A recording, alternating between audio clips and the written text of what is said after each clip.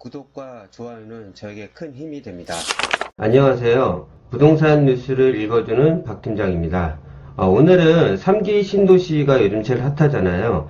근데 청약통장이나 국민주택, 민영주택에서 아직도 조금 헷갈려 하신 분들이 상당히 좀 있습니다.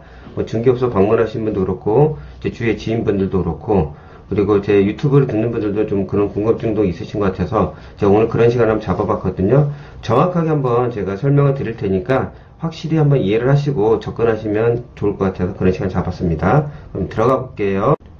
오늘 설명드릴 거는 청약통장 이 네 가지와 국민주택, 민영주택에서 제가 설명을 드리도록 하겠습니다. 이렇게 나눈 거는 이제 들어보시면 이해를 하실 겁니다. 국민주택 같은 경우는 나라가 하는 거, 국가다. SH, LH는 국가잖아요. 그래서 싸다. 85제곱미터 이하고요. 민영주택은 대기업, 삼성, 롯데, 현대, 대림 같은 게 하는 경우는 민영주택이다. 그래서 조금 비싸다. 그렇게만 구분을 하셔도 되게 쉽게 이해를 할 수 있을 겁니다. 청약저축 같은 경우는 일단은 우리가 이제 국가가 하는 거 하다 보니까 좀 그런 혜택이 많습니다. 그건 제가 좀 이따 말씀드리고요. 일단 청약저축의 기준은 순위가 되려면은 먼저 기본적으로 납입 횟수와 저축 총액을 비교를 합니다. 근데 저축 총액이니까 납입 횟수를 많이 하되 금액을 많이 넣어도 되겠나? 금액을 많이 넣어도 됩니다. 대신 10만원 이상 인정을 해주지 않습니다. 그래서 매달 10만원씩 넣어야지만이 좋은 겁니다. 2만원씩 넣어도 상관없는데 그 저축 총액에서 밀리기 때문에 어차피 넣을 거 10만원씩 넣는 게 낫습니다.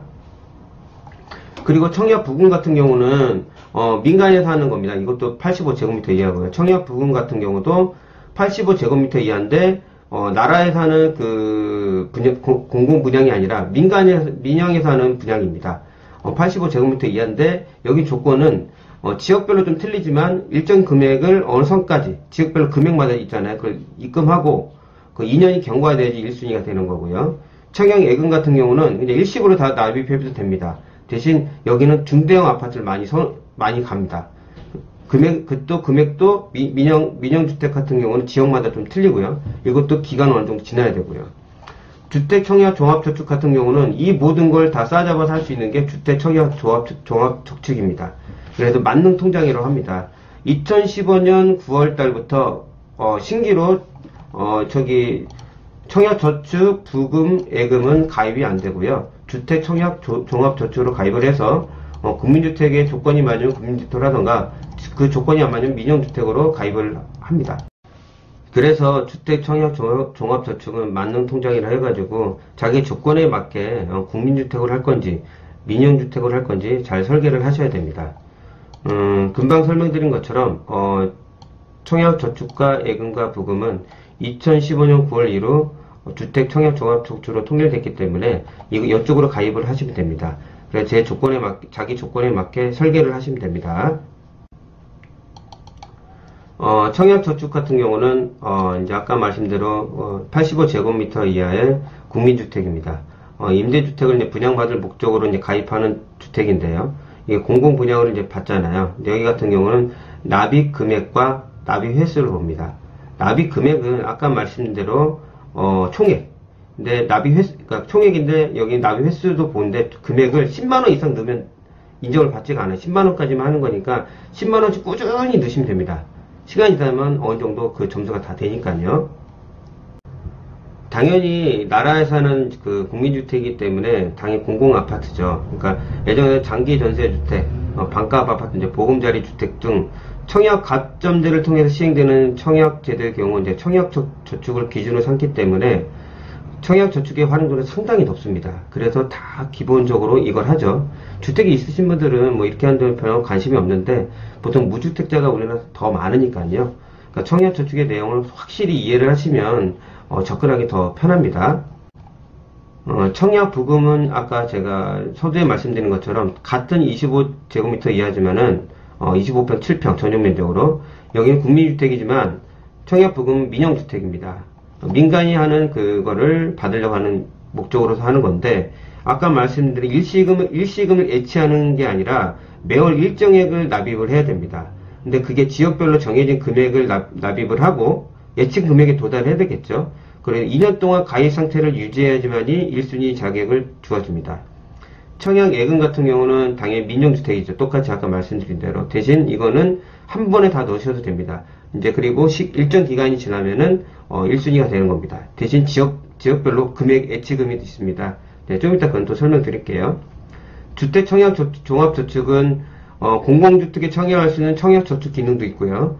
민연주택에 청약할 수 있는 청약예금과 청약부금 기능을 합한 종합 청약저축입니다. 그래서 맞는 통장이라고 합니다. 그런데 주택 청약 종합저축은 가입하는 1년 경과 시 12번 이상 납부해야지 1순위 자격을 주어지는데 정부에서 지정한 이제 투기과열지구나 조정 대상 지역이 있잖아요.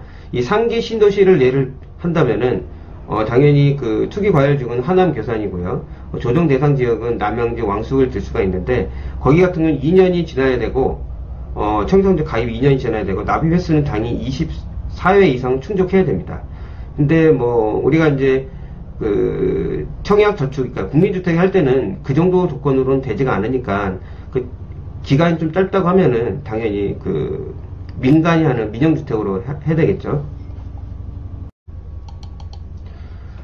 이제 계속 얘기 나왔던 이제 국민주택입니다. 아까 말씀드린 대로 국민주택은 나라에서 하는 거니까 싸다. 싸니까 청약저축은 그런 의미로 그냥 생각하시면 됩니다. 대신 그게 이제 없어졌기 때문에 신규로 가입할 수 없기 때문에 없어진 게 아니라 가입할 수 없기 때문에 주택 청약 종합저축에 가입을 하되 나는 그런 설계를 갖고 있다고 하면은 계속 이렇게 납입을 하면 됩니다. 아까 말씀드린 납입 횟수 그런 걸 하시면 되고요. 공공임대 같은 경우는 국민주택 같은 경우 공공임대가 있고 공공분양이 있습니다. 우리가 이제 지역별로 뭐 금액 기간이 5년, 10년, 15년 등 다 기간이 틀립니다. 거기에 맞게 살다가 임대 기간이 종료되면은 분양 전환이 가능합니다. 분양 전환이 당연히 전환 시 주변 시세보다 저렴하기 때문에 이걸 이제 분양받으면 로또라고 했던 거예요, 옛날에요. 제가 최근에 있었던 게 자국동에 있었는데 그쪽에도 아마 금액이 상당히 많이 올랐을 겁니다. 신청 자격은 이런 조건입니다. 근데 이게 지금 많이 그 제도의 허점을 그전에 이용해서 분명히 어려우신 분이 순위가 돼서 됐는데 가서 보면 일단 외제차가 질비했잖아요. 그런 얘기가 뉴스에 워낙 많이 나왔기 때문에 그런 제도를 어느 정도 다 보완을 하게 된다면 더 이제 우리 그 무주택이나 좀 어려우신 분들이 더 많은 거를 가져갈 수 있다고 저는 생각합니다. 그리고 공공분양 이제 SH나 LH에서 이제 공공 분양하는 건데 아니면은 좀 많으면은 민간 같이 공동으로 건설할 수도 있습니다. 이제 전용면적 아까 말씀드린 85제곱미터 이하의 주택입니다. 국민주택은 85제곱미터 이하, 민영주택은 85제곱미터 이하도 있지만 높은 것도 있다. 이렇게 생각하시면 아주 편합니다.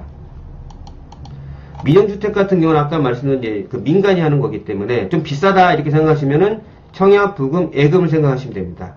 대신 2015년 가을부터는 이 세 가지를 신규로 가입할 수 없기 때문에 주택 청약 종합저축에 가입을 하시면 됩니다. 자기 조건에 맞게 설계하시면 되고요. 민간이 임대하는 경우도 있어요. 당연히 나라에서 공공 임대도 있고 민간이 하는 임대도 있습니다. 분양 건설을 생각하시면 되고요. 민간 분양하는 건 분양을 목적으로 하는 거기 때문에 당연히 금액 차이는 이거는 이제 분양가 상한제를 이제 한다고 하기 때문에 어떻게 될지는 잘 모르겠지만 좀 금액이 높다 이렇게 생각하시면 됩니다. 그래서 청약을 할 때 사람들이 우리 그 청약 통장에 왜 가입을 합니까? 생각보다 더 저렴하게 받기 위해서 그 조건에 맞추려고 노력을 하는 거죠. 그래서 청약 저축을 생각을 많이 하시고 요즘 이렇게 바뀌다 보니까 그게 헷갈리는 부분이 있어서 제가 오늘 설명을 드리는 겁니다. 아까 말씀드린 민영주택, 그러니까 우리가 이제 청약 예금이나 청약 부금 같은 경우는 요 조건에 맞아야 됩니다. 지역에 맞게 그 금액에 돼야 되고요.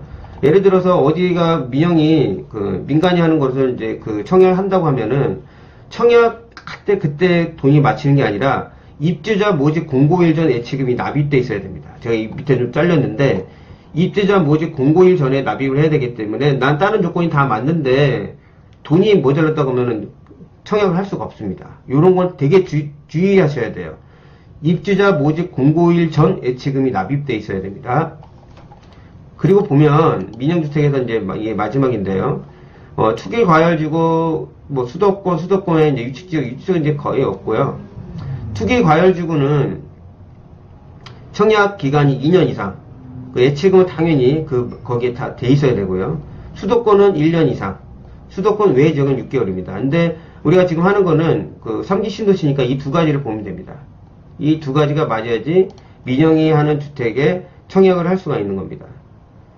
뭐 100% 추천제 이렇게 하면은 솔직히 뭐 어떻게 되는 건 모르잖아요.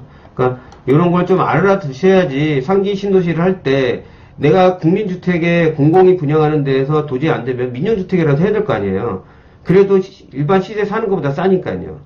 그러니까 3기 신도시 꼭 가고 싶은 분은 이거를 꼭 설계를 하시고, 대신 바뀐 게 하나 있잖아요. 이번에 바뀐 게 언제야? 4월 17일부터 바뀌었던 게 2년 거주로 바뀌었습니다. 2년 거주. 1년 거주에서 2년 거주로 바뀌었거든요. 만약 3기 신도시를 분양 받으신다고 하면은 그 지역에 빨리 뭐 가시는 분들, 그런 내용들이 댓글이나 문의를 하신 분들이 있어요. 그러니까 여기를 만약 자기가 간다고 하면은 뭐 민영이 사든 공공이 사든 내가 분양을 받을 거라고 하면은 빠른 선택이 중요하다고 봅니다. 어차피 분양 받을 거 미루지 마시고요. 오늘 제가 설명드렸던 부분은 3기 신도시 청약을 해야 되는데, 이 청약 통장에서도 헷갈려 하시는 분들, 당연히 국민주택, 민영주택을 대부분 아시니까요. 그래서 혹시 모를까봐 제가 한번 더 풀어서 설명드린 거고요. 다음에는 더 나은 이게 지역마다 고양 창릉이나 뭐 문의가 많은 게 고양 창릉과 하남 교산 이를 많이 문의를 하시더라고요. 제가 하나 지역마다 열심히 저도 자료를 찾아보고 해가지고 여러분들께 도움이 될 수 있도록 올려보도록 하겠습니다. 오늘 올린 내용 중에서 궁금했던 거나 뭐 이런 거 궁금증이나 이런 게 해서 풀렸다고 하면은 구독과 좋아요 눌러주시면 감사하겠습니다.